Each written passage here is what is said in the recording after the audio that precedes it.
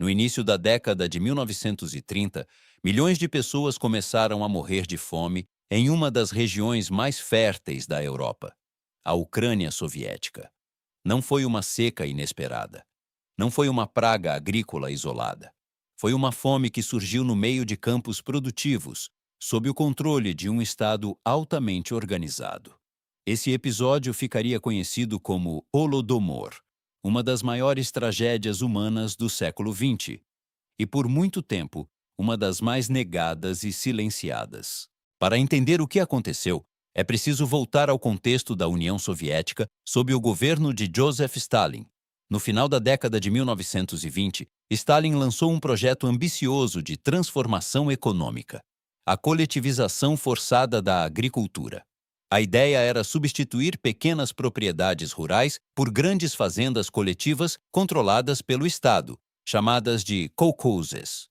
Na teoria, isso permitiria aumentar a produção agrícola e financiar a rápida industrialização do país. Na prática, significou uma ruptura brutal com a vida rural tradicional.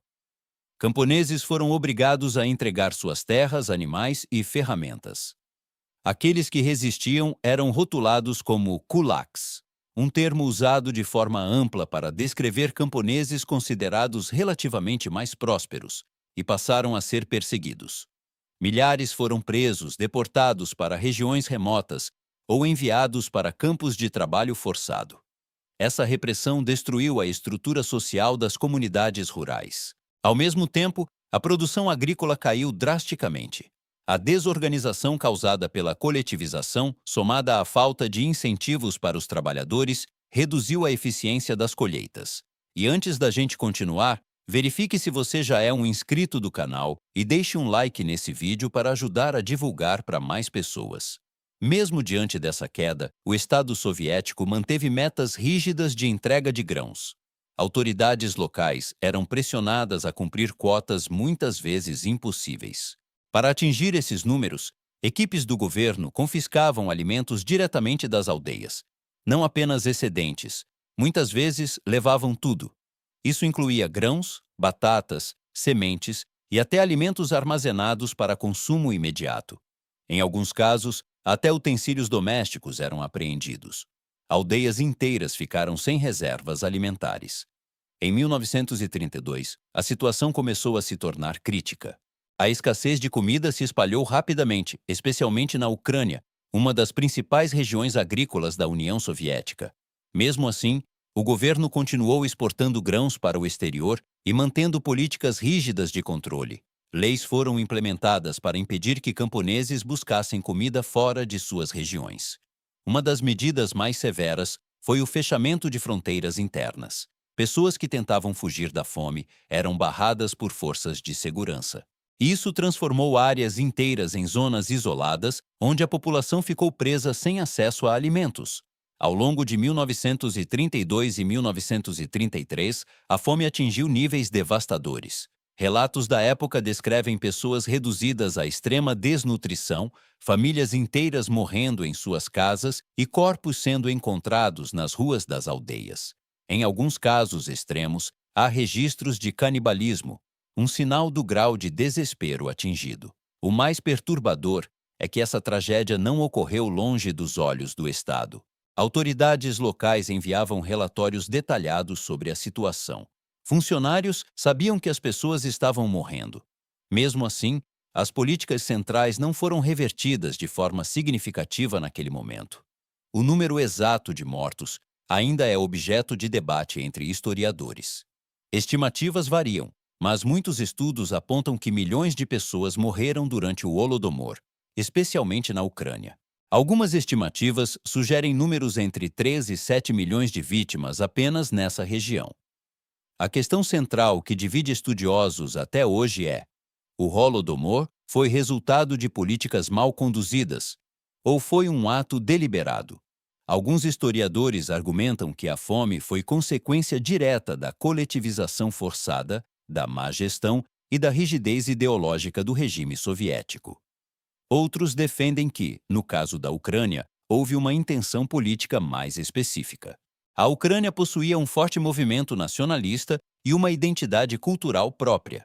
Para alguns pesquisadores, as políticas adotadas pelo governo central, como a intensificação das requisições de grãos justamente nessa região e o bloqueio da saída da população, indicam que a fome foi usada como instrumento de controle político. Essa interpretação levou vários países e instituições a reconhecerem o Holodomor como um ato de genocídio. Outros, porém, preferem classificá-lo como uma tragédia causada por políticas econômicas desastrosas, sem intenção explícita de extermínio. Independentemente da classificação, o fato é que milhões de pessoas morreram em condições evitáveis. Outro aspecto importante dessa história é o silêncio que se seguiu. Durante décadas, o governo soviético negou a existência da fome ou minimizou sua escala. Estatísticas oficiais foram manipuladas e o tema foi praticamente proibido dentro da União Soviética.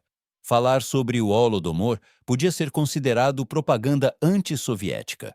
Ao mesmo tempo, parte do mundo externo também falhou em reconhecer plenamente o que estava acontecendo. Alguns jornalistas estrangeiros relataram a fome, mas suas denúncias nem sempre foram levadas a sério. Outros chegaram a minimizar a situação, influenciados por visitas controladas pelo regime soviético. Esse silêncio prolongado contribuiu para que o Holodomor permanecesse pouco conhecido fora de círculos acadêmicos por muitos anos. Somente após o colapso da União Soviética em 1991, arquivos começaram a ser abertos e documentos antissecretos passaram a ser estudados com mais profundidade. Testemunhos de sobreviventes também ganharam mais espaço, permitindo reconstruir a dimensão humana da tragédia. Esses relatos mostram que, além da fome em si, houve um impacto profundo nas estruturas sociais e culturais da Ucrânia. Comunidades inteiras foram devastadas. Tradições rurais desapareceram. Famílias foram destruídas. Hoje, o Holodomor é lembrado como um dos episódios mais trágicos do século XX. Monumentos foram erguidos e dias de memória foram estabelecidos em diversos países. Mas a história vai além da lembrança. Ela levanta questões difíceis sobre o papel do Estado, o uso do poder político e os limites da ideologia.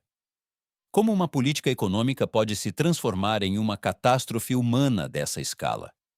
Até que ponto decisões centralizadas podem ignorar a realidade vivida pelas pessoas no campo?